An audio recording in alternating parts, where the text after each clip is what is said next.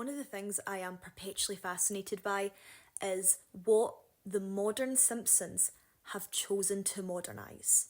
So, for instance, if you've not seen The Simpsons in a while, you might not know that they have a flat screen TV now, and have done for about 15 years.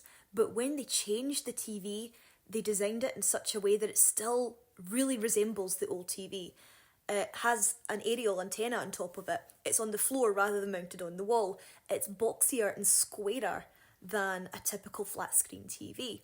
Like, for instance, the character designs of all the Simpsons characters have not changed. They still look and sound very much like they did in the 80s when The Simpsons first aired.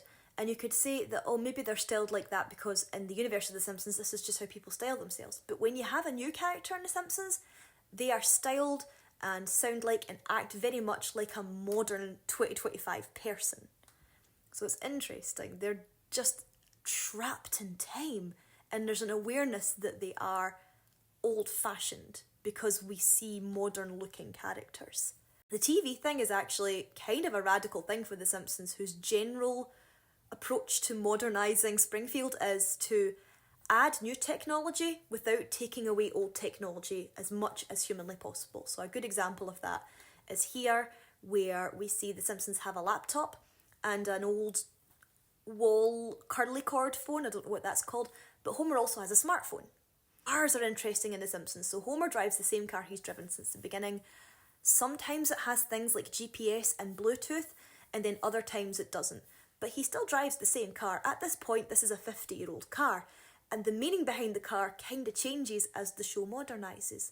When The Simpsons started, Homer having this car symbolised that they are a poor family, living paycheck to paycheck. This is all they can afford. But in 2025, this is a 50-year-old car. There's no way that it's cheaper to run and maintain this car than it is to get a 10-year-old wee Toyota or something. Another really interesting thing is when we see flashbacks of modern Homer's childhood, it's still the 50s, 60s Stand By Me childhood, despite the fact that Homer Simpson, who is 39, was born in 1986.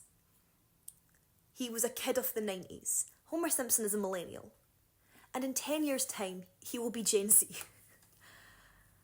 And we will all reach a point where we will be the same age as Homer Simpson, and then possibly older than Homer Simpson. He might one day be Gen Alpha, and I can't deal with that. I can't deal with that.